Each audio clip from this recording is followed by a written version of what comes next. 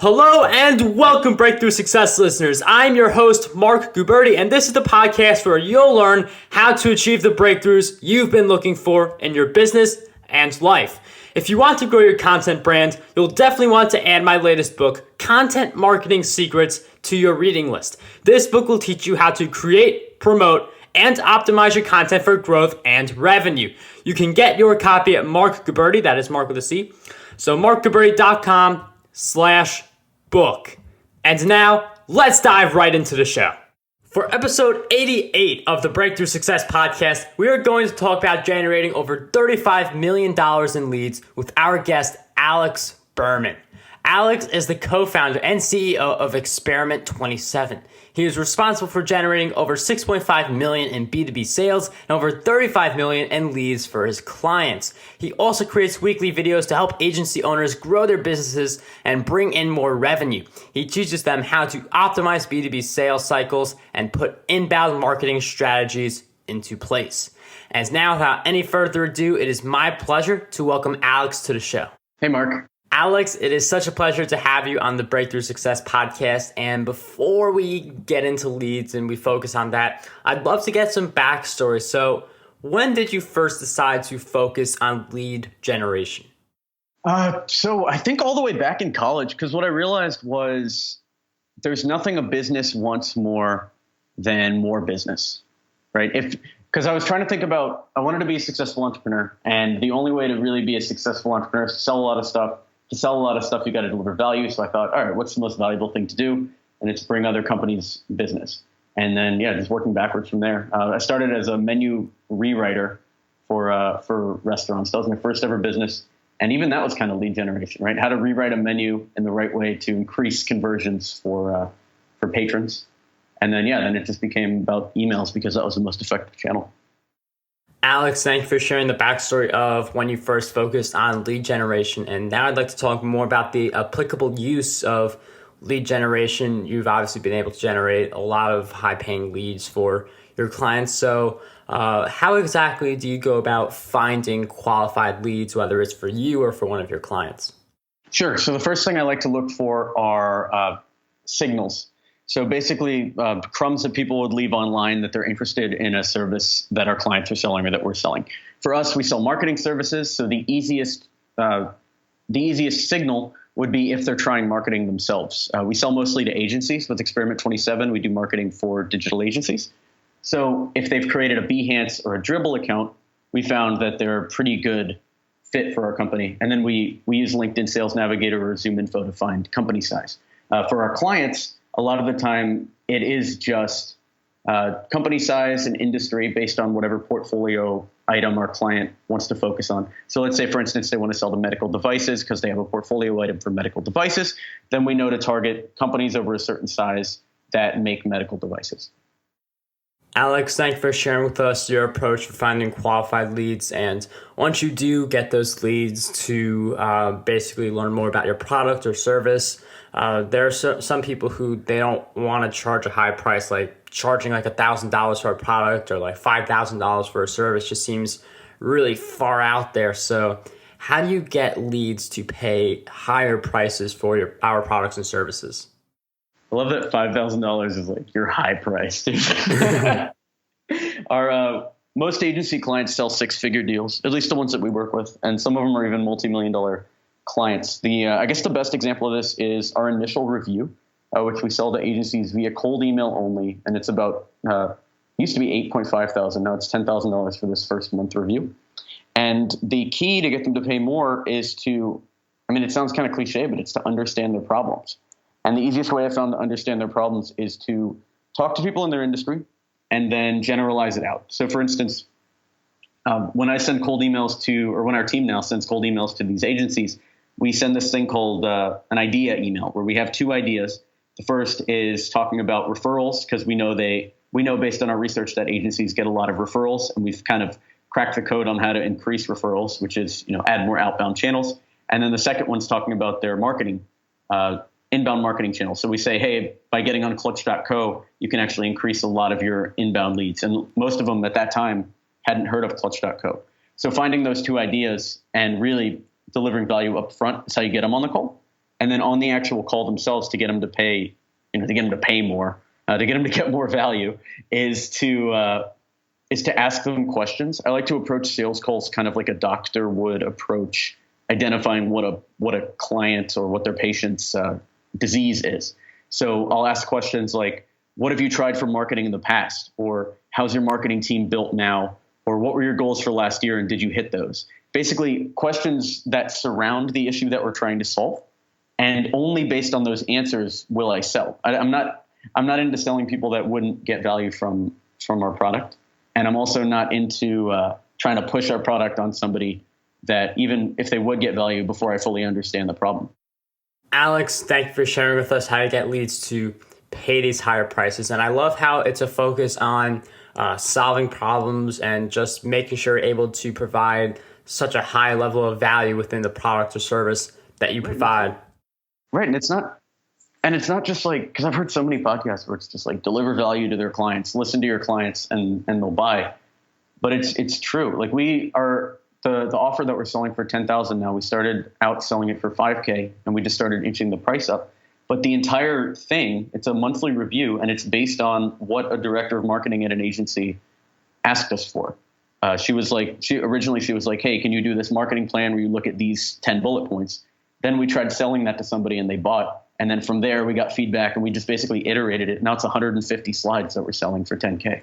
That is definitely, thank you for mentioning that other point, because it's one person who asked for it and more people had it. It's similar to how like someone will ask a question and that one question, it's like everyone else's question, but no one else was willing to ask it. So you could definitely get ideas like that from your audience of which types of problems need to be solved. And that could definitely inspire some of the products and services that you create. But no matter how good the pitch is, it's just natural for some people not to buy right away.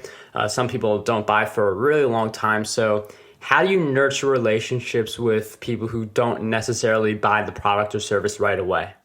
Sure. And we're actually running into this issue now because we target only agencies. So there's maybe on a good day, there's maybe 3,500 companies in the world that would buy from us. And so we've reached the point now, especially because cold email was our number one lead gen channel, where every company that's going to hear about us and that would get value from us has heard about us. So what we've started doing now is training our guys on LinkedIn. We're doing more of an account-based sales model. And actually, we have 2 sales guys right now. And the way that they're splitting leads is just by passion. So like, let's say there's an agency called Fuzz in New York, which there is. And if one of our guys really passionately wants to pursue that, he'll take that as a lead. And then one of our other sales guys will take one of the other companies as a lead. So it's really taking that passion and then creating a plan that's going to appeal for these guys. For agencies specifically, what we found out is there are really 2 types of agency owners. One is one that's super into money. So if you say stuff like, yeah, we're going to 10x your leads, or we're going to get you, $500 million in new business, or whatever it ends up being, that's going to really appeal to one type of person. But in the agency industry, there's also the artist. And the artist is very turned off by money and the concept of money, but they still want to grow their business. So it's like 2 completely different strategies to reach those. And it also changes based on gender, and it changes based on age. And so really what it takes when you're niching down, you're trying to get these 3,500 people, it takes a very specific approach per company. So the sales strategy just evolves and gets very, very intricate for each one of these people. Alex, thank you for sharing with us how you nurture relationships with people who don't buy right away, because anyone who says no could eventually be persuaded later based on it's not just a variety. Yeah, and it's not just saying no. It's like sometimes an agency will, like I was just in San Francisco pitching this agency, and they hired another company to do lead generation, to do something similar to what we're going to do. I know that guy's going to fail because he doesn't have the skills that we have. So in 3 to 6 months, I know they're going to remember how good our pitch was. And if they went with the other guy because he was cheaper than us or something, I know they're going to come back to us.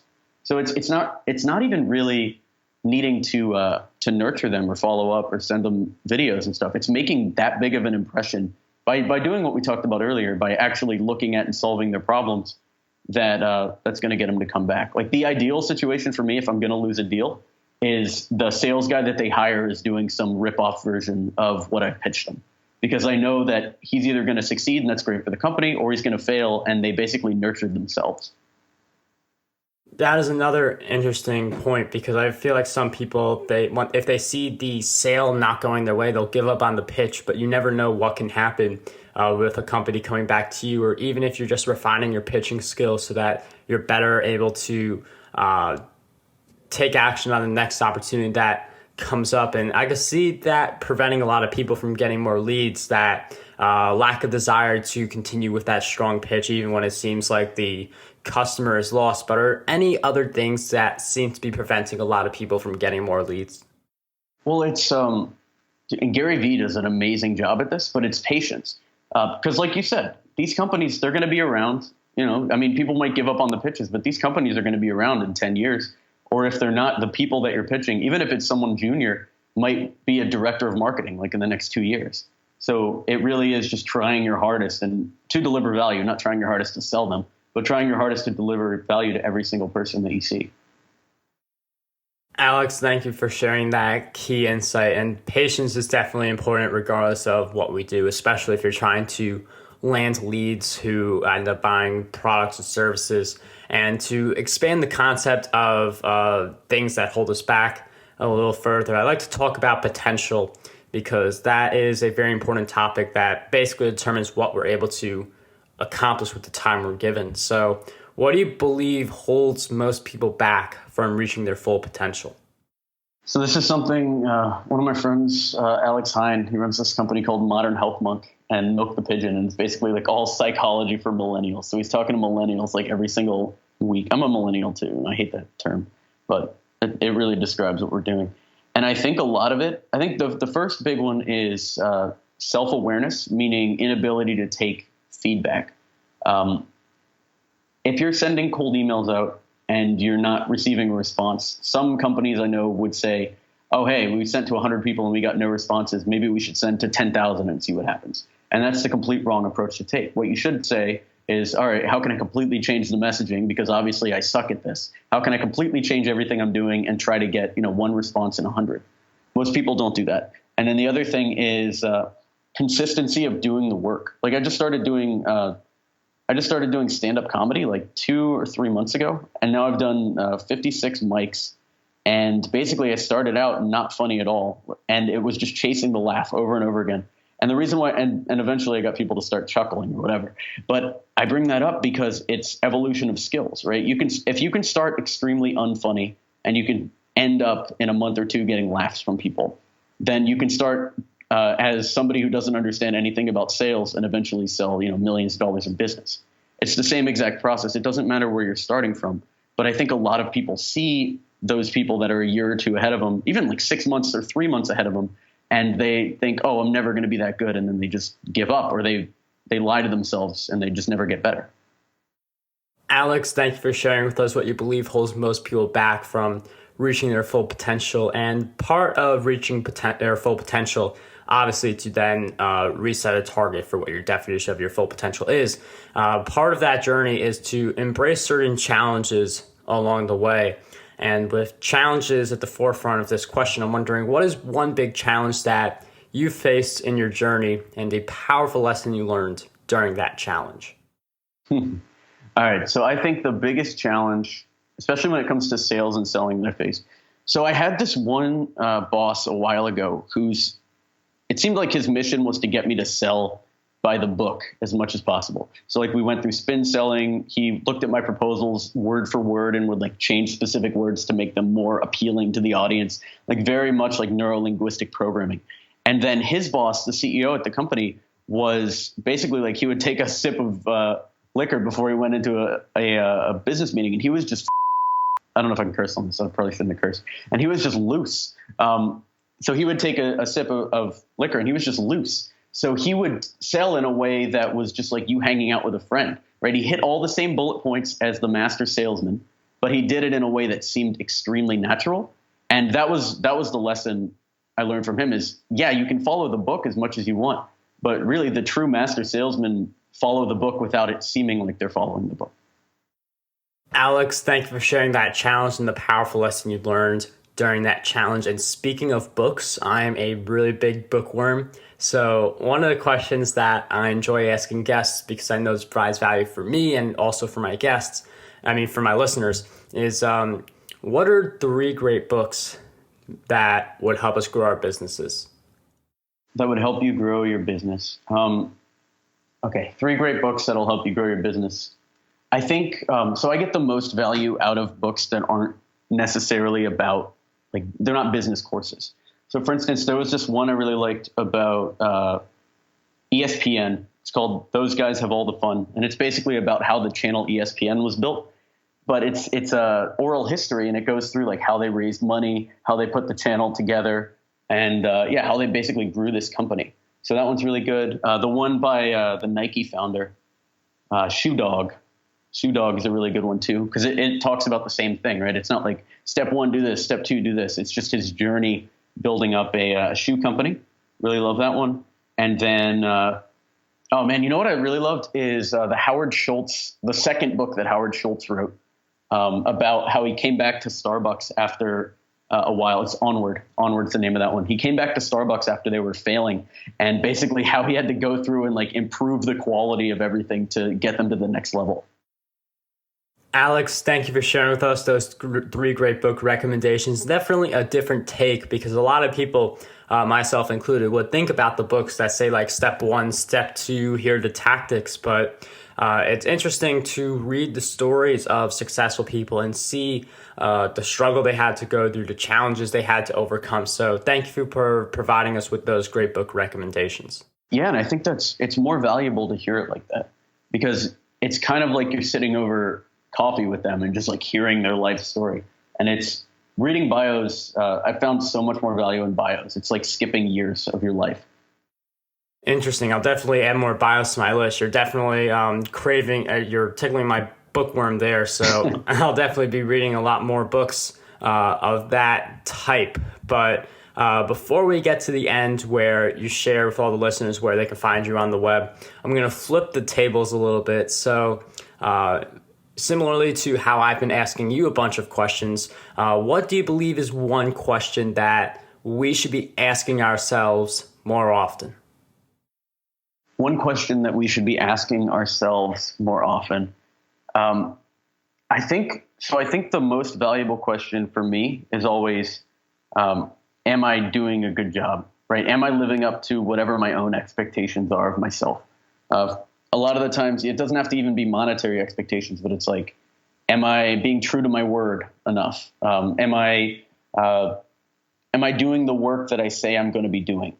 And then is that work the highest quality that it can possibly be without missing a deadline? So I think that's the biggest question that people can ask themselves is, am I doing a good job, or am I living up to my potential? And then being brutally honest with yourself about that. And even asking one more question deep, right? Based on your response. What I like to do a lot of the times is I'll take whatever the first response is in my brain after I ask that question, and then I'll like roast that response. Like I'll try to figure out if that response, that gut feeling response, is actually true or not.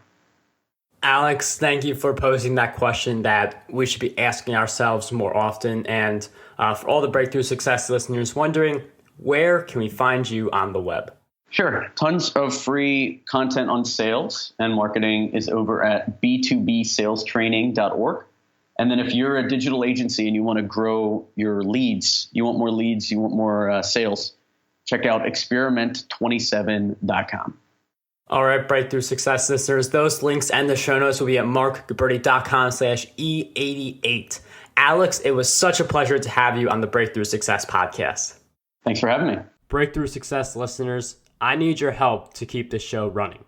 I choose not to use sponsored ads in my episodes to provide you with a better experience. However, this decision gives me little money to pay for storage in my team, which comes over $1,000 per month. So please consider supporting the Breakthrough Success podcast on Patreon by heading over to patreon.com/markguberti. For as little as $1 per month, you can help Breakthrough Success stay running while taking advantage of exclusive content and other perks that come with being a patron. To help support Breakthrough Success, head over to patreon.com/markguberti or search for Breakthrough Success on Patreon. That way, I can maintain the Breakthrough Success podcast so it stays running and provide you with valuable episodes.